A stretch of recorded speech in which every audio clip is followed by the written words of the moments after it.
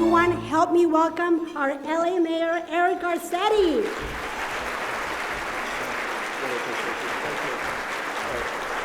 Thank you. Thank you so much, Arita.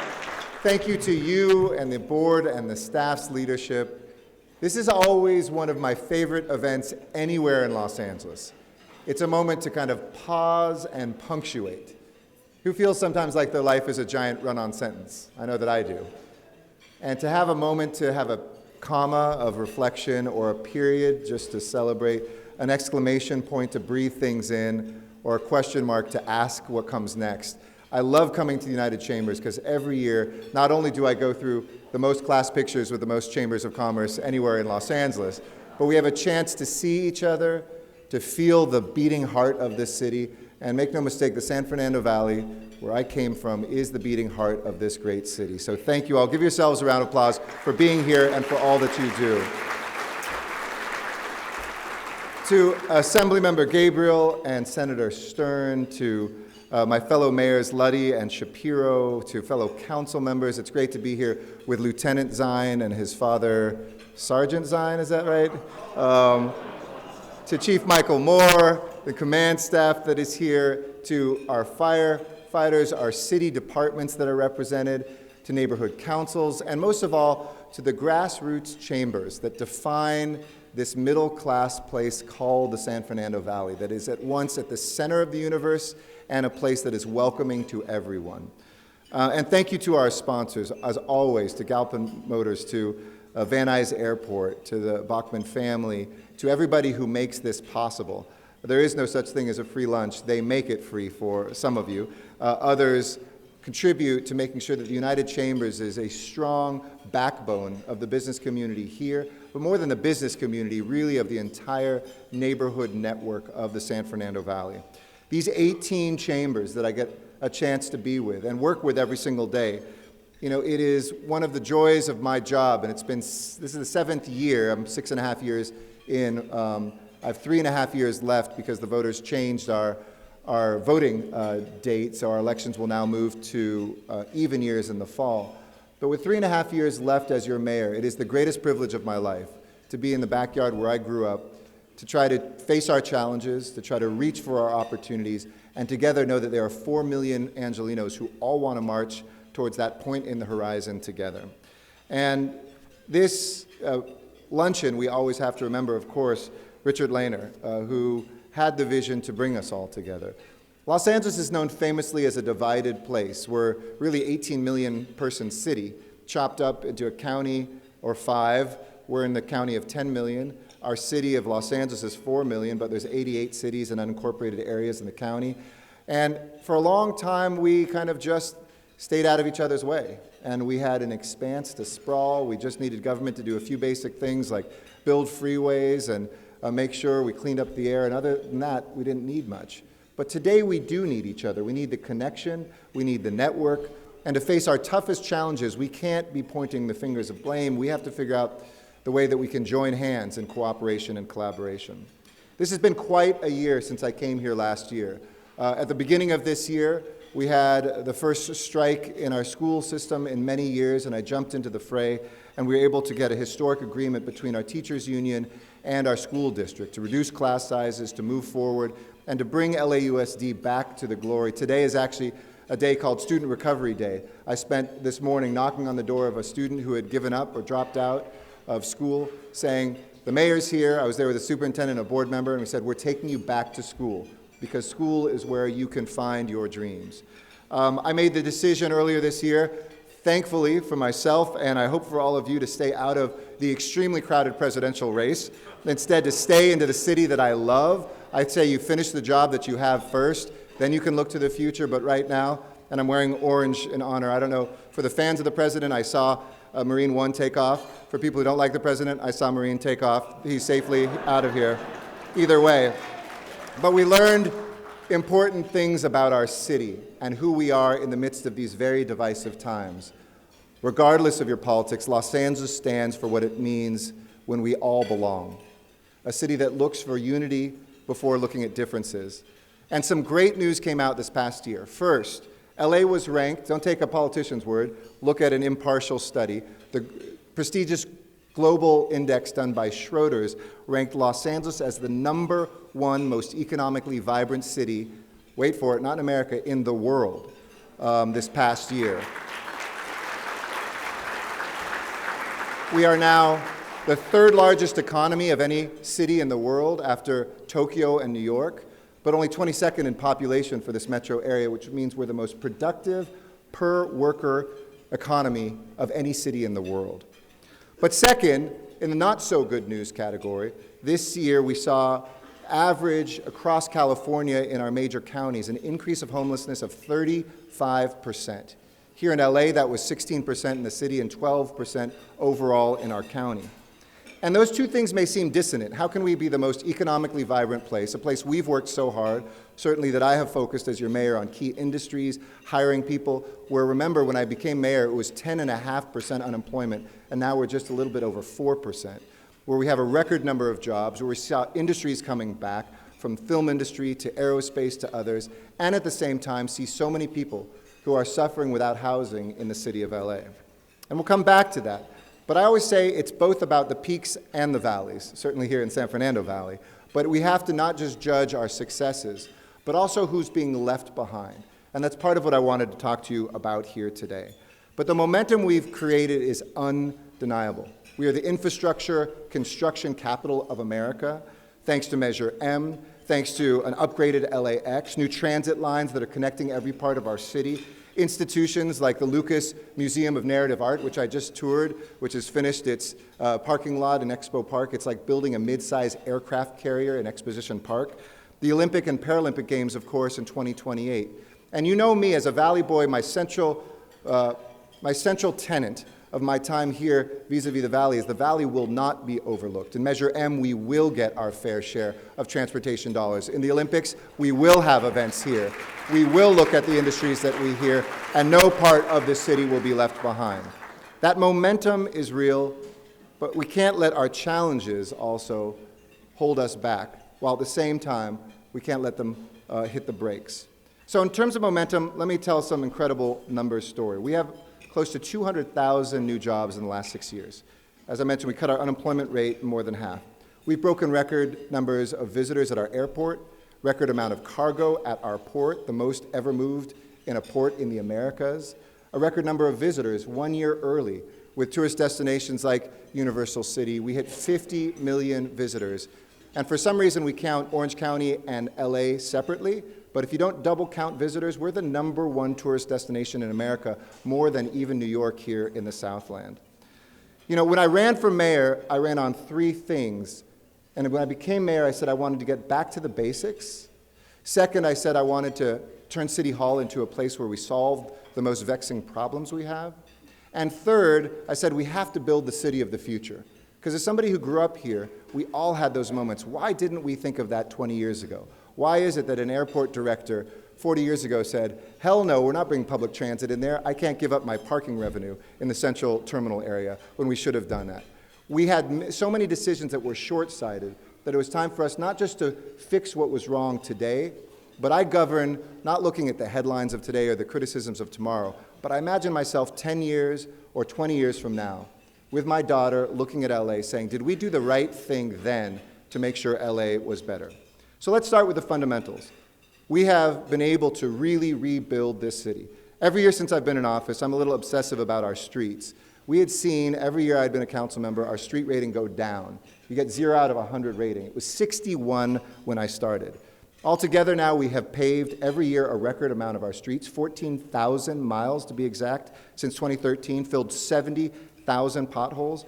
We put $348 million in this year's budget alone to our streets. And while across the country we see streets falling into disrepair, you can feel the difference. We've gone from a 61 to a 71, and we are climbing. This summer here, starting in the Valley, we installed cool pavement. Maybe you've seen some of the lighter asphalt that we're using. And we actually measured that it can cool by as much as 20 degrees the temperature on the streets. Think about that senior in Van Nuys who's going to go shopping at the grocery store and what that means to whether she can even leave the house when it's 100 degrees out or not. So getting back to the basics is all about those basic city services. And getting back to the basics also means fulfilling my promise to reform the DWP. And it's great to see Marty Adams, if you want to stand up, our great general manager of our Department of Water and Power, here with us today. Jill Banks-Barad, our great commissioner, is here with him today. Remember, because my dad called me my first week on the job after he was on hold for over a half hour at DWP, we are now down to 30-second waiting times. Last week, the DWP created an Office of Inspector General to push forward a reform agenda to increase transparency, a ratepayer's Bill of Rights that we implemented, a ratepayer advocate that I helped when I was on the council write for, and also making sure that we keep rates competitive and lower than our competitors in the region around us. These things together, also together with making sure we are a utility of the future. Last week, we made a historic deal, not only for the largest solar and battery energy storage system in U.S. history, but the cheapest, and the second cheapest solar deal in world history. Just south of the border, they beat us by like 0.002 cents on the solar. I don't care if you care about the environment, and we all should, and I'll get to that a little bit later, but even if you're not a conservationist, but just a fiscal conservative, there are some who want us to pay more expensive. Gas costs twice as much as the solar deal we just did, and I will always fight to keep your rates low. When it's green, even better. It'll cost DWP customers much, much less to go green than to not. And that solar deal is enough to power 283,000 homes. If there's 3 people in each of those homes, nearly 1 million Angelenos from that one solar deal alone. So this is about taking action to solve our long-term problems, and ties into the second part of my strategy, along with going back to the basics. It was to open up City Hall and make sure that it was a place that works for Angelenos. Some of you will remember in my inaugural speech, I said, City Hall is a place that jobs go to die, and I want City Hall to be a place where jobs go to prosper. And it was especially gratifying, the work that we've done to make City Hall work, when Bloomberg What Works Cities, Bloomberg Philanthropies, said that LA was the best run city in America. We removed a lot of red tape. We've got a lot more to do, but that was slowing down development and investment. We cut our city's business tax. Where's Wendy Gruhl? She and I did it on the council. I just saw Wendy. Did she just take off? Where's Wendy? We'll give her a hand. There she is. We did it when we were on the council together, and we went further, and we have now reduced, to all of you, 139,000 companies have saved $160 million in business tax that you would have paid if we had not taken that action in the first year when I was mayor. That is businesses that can reinvest in jobs. That is businesses that can reinvest in the plant. That is businesses that can reinvest that money where it should be, with the people who are the job creators. And because we're always looking for ways to make LA open, to keep LA open for business, and to make it efficient for anyone who wants to set up shop or expand operations here, I'm proud to announce today that you can now get permits online with the Department of Building and Safety's E-Plan Check. See Frank Bush, why don't you stand up, our General Manager of Department of Building and Safety. Unless you're a really social person and want to talk to that person at the counter and wait in line and cross through the traffic, do it online. And any millennial who's working for you already works electronically, so now you can do that with our Department of Water and Power, our Building and Safety. You can apply for building permits, you can submit your plans, you can check the status of your project all online at the Build LA website. And to make sure that the doors of City Hall remain open for our local businesses, a week from Friday, we are hosting right here at Cal State Northridge, Accessing LA, which is a way that we are offering resources, contracting opportunities, and guidance with doing business with the city of LA. We want to spend your tax dollars in your business. We don't want to have folks come from out of state or even overseas. Wherever we can, we want to use the multiplier of all of our contracting, all of our procurement on LA businesses. The result of all these things speak for themselves. I told you how many new jobs we had, but this will blow you away. Close to 250,000 new businesses have incorporated in Los Angeles in the last 6 years. LA is now a tech capital, home to Riot Games and Snapchat, and campuses for Google and Netflix. And the picture is really bright here in the Valley, too. We're looking at a second year of economic growth of about 4% here. That outpaces the rest of the greater Los Angeles, of the state, and of the United States. That's a heck of a story for the San Fernando Valley. Aerojet, Northrop Grumman, Spectralab, they're all hiring. And companies are opening up their headquarters here, from biotech firms like Thermo Fisher in West Hills to Hemacare in Northridge. And then there's MGA Entertainment. Anybody, raise your hand if you've heard of MGA Entertainment. I know there's a table or two. So MGA Entertainment is the largest privately owned toy company in America. And the #1 toy in the world right now, anybody who has kids or grandkids, LOL surprise dolls, you know that? They are the makers of that. If you don't know what it is, go buy yourself one. It's a lot of fun to unwrap.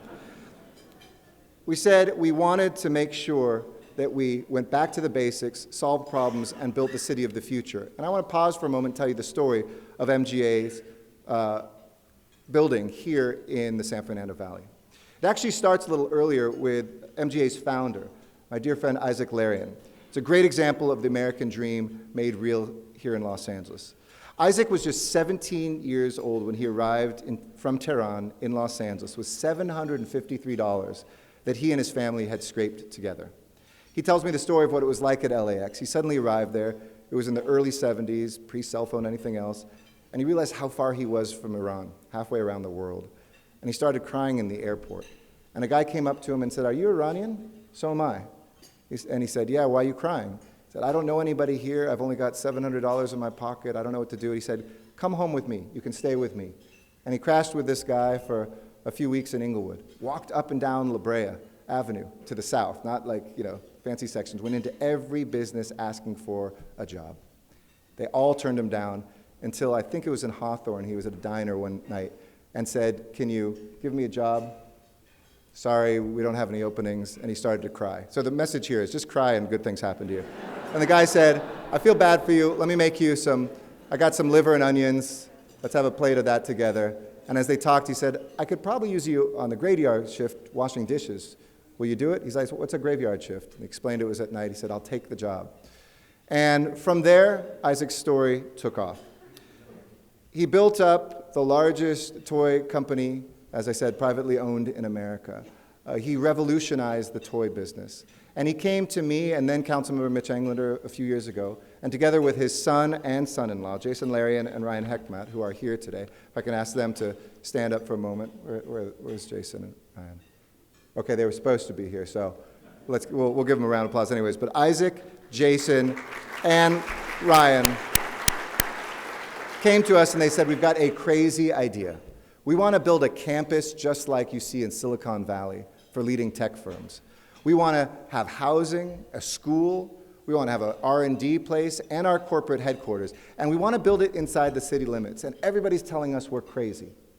But I sat down with people like Frank Bush and the head of our planning department and engineering and our fire department and everybody else to take advantage of what's called our parallel permitting process, so they could shave considerable time. All their entitlement people said, "You'll never get it done in the time that you want. You'll never be on budget."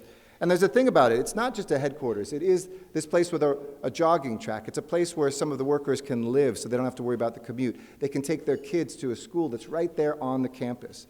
And people I know for a long time in California, the last 2 decades, and I'm sure it grates you too, talk about the valley, and they mean Silicon Valley. This is the valley there is. And here in this valley, the real valley, we know that this is part of a county now that has more tech jobs than even Santa Clara County, which encompasses Silicon Valley, more than any county in America. And we're going to help you fulfill those dreams. And MGA is doing that. They've got a place with great paying jobs, a place where rents are 35% less than if you want to go up north, so we have a competitive advantage. It's why a lot of tech founders and startups are actually moving to LA. Uber was started by somebody who grew up here in the San Fernando Valley dealing with traffic, and now he's back in LA investing. You have companies like Airbnb where their founders spent time here in LA and they're looking what they can do here. And we're focused on those key industries in the valley because we want this. I don't know what to call it because we can't call it Silicon Valley. It's always Silicon something. But you all can brainstorm and come up with what our nickname for the San Fernando Valley will be. But from digital tech to biotech to entertainment tech to aerospace, this is the best place to be an engineer, a founder, and a business. And whether that's through bringing back the filming that we had, through the extending and increasing our film tax credit, whether it's winning grants to retool our assembly lines in aerospace, which due to our leadership at City Hall, we brought 4 counties together, and now $1.5 billion later, we're helping people train for aerospace jobs and helping companies retool their assembly lines. We are making things real. And we also know we have to continue building that city of the future, investing in our infrastructure. Thank you to all of you who helped Measure M get passed. That's 787,000 jobs that are recession-proof. And trust me, the next downturn, we're going to be really happy. Local businesses and workers will continue to build this city, even in the face of downturn in other parts of this state and this country. These are jobs that can't be shipped overseas and will reduce commutes and congestion for travelers throughout the LA area. We'll be able to ride a subway and light rail or monorail through the Sepulveda Pass. We'll connect Sherman Oaks to the west side. And we aren't just investing in our built infrastructure. We see human infrastructure as just as important. Which brings me to where I started at the beginning, a challenge that weighs on and even breaks our hearts, the challenge of homelessness. Now, before I dig into what's happening right now, I want to be really blunt with you. Cities don't really create or have the authority for most of the cures of homelessness. Homelessness is when trauma hits high rent. And the trauma that's caused by foster care systems, people who've been in the criminal justice system, women who've been the victims of domestic and or sexual violence, folks who have come home from war with PTSD, people struggling with mental health and or addiction. These are things traditionally not in a city government's purview. But I refuse to look at this problem and say it was somebody else's or point my finger there. I was one of the few who said, I'm going to put my head up out of this foxhole, even if it means drawing fire, because just like our great firefighters run to a fire, we've got to run metaphorically to the fire of homelessness. It is all of our responsibility, not to run from, to push away, to try to wrest our way out of or clean our way out of. We have to look at what works and what will solve this problem once and for all. We are taking action, and we're putting everything we have into this fight. And here's the thing, I don't mind that heat, I don't mind that criticism. As I mentioned, I don't focus on that as much as looking back at myself 10 years from now and making sure we did everything that we could, that we said yes in our backyards, we figure out the places and the spaces to transform lives. And what I care about is solving this problem once and for all. And this requires leadership from all of us. It requires us saying yes to shelters, to voters saying, as we did twice, to funding measures. It requires Washington, and you heard the president speak about homelessness this week. And I know in these partisan times I was just supposed to probably send a counter tweet or give him a punch in the face metaphorically, but I did not do that. I said, if there's anybody, including our commander-in-chief, who wants to help solve this problem, I'll believe it when I see it, but I'll take them at their words. And if there's federal land and federal resources, and I wrote a letter of 5 things the president could do today to back federal legislation, accelerate federal approvals where they control property, like the VA on the west side, out here even in the VA properties that are in the valley, we will work with anybody because this is on all of our watches. And if we want to save lives, we have the opportunity to do that. You know, just before here, I was at a permanent supportive housing apartment building with over 90 apartments just on Winnetka, about 7 or 8 blocks from here. It's my 3rd visit there. I went there for the groundbreaking. I'm there with Bob Blumenfield when we had the ribbon cutting, and I wanted to check in on people. And I got to tell you, I asked the 5 or 6 folks who had formerly been homeless, what do you want me to say? I'm going to be in front of a big crowd. What do you want me to tell them about what it's like to be homeless? And one woman said to me, it's like climbing a wet mountain. A wet mountain, is how she described it. Being out there on the street, it's like you pick yourself up and you go and you just keep slipping down. You feel like nobody sees you, nobody cares about you, and you lose hope. But she said, but what you have done and what Councilmember Blumenfield did here and what you have built, said this was in God's plan. She said that I was supposed to be here. You see it transformed lives of these human beings who, when we see them on the streets, they turn into dehumanized kind of shadows. Folks that we drive past that break our heart when we see them, or in the worst off situations that we get traumatized by ourselves. And our double heartbreak is that not only that we see all these people that are living on our streets or in cars or shelters, but we're losing that public space that we used to enjoy in a free city. We have to address both of those things together. And that only solution for homelessness is beds and housing people.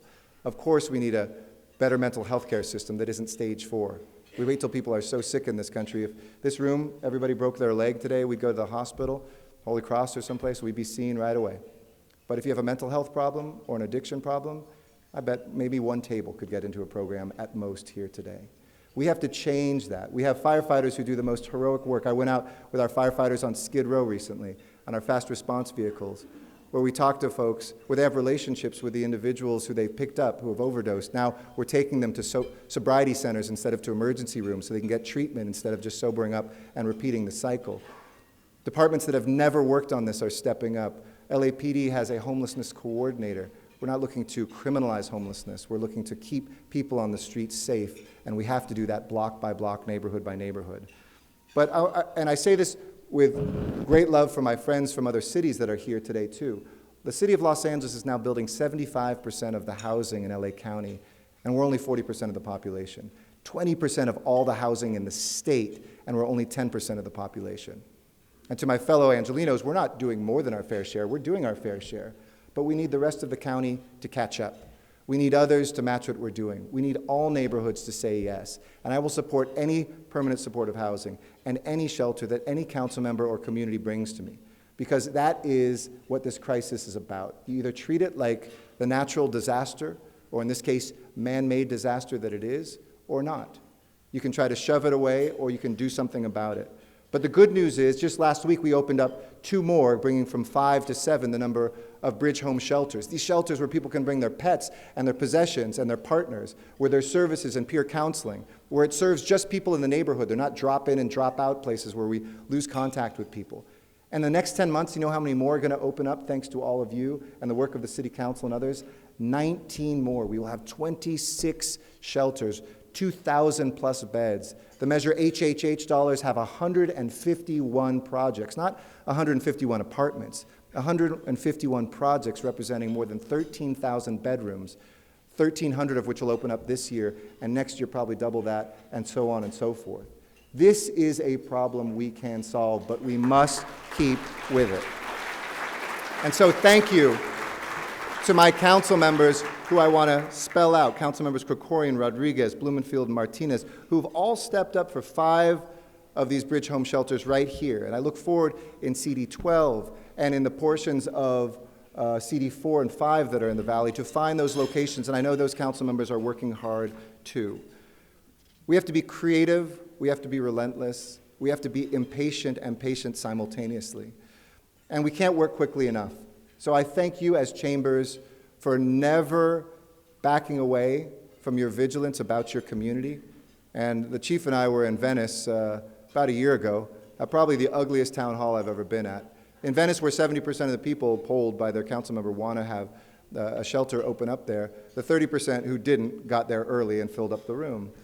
And I never dismiss people's fears. People are having rough experiences on our streets. But what they were really saying, even in the midst of a lot of F-bombs, even towards the chief who has a badge and a gun, I was like, what's this world come to?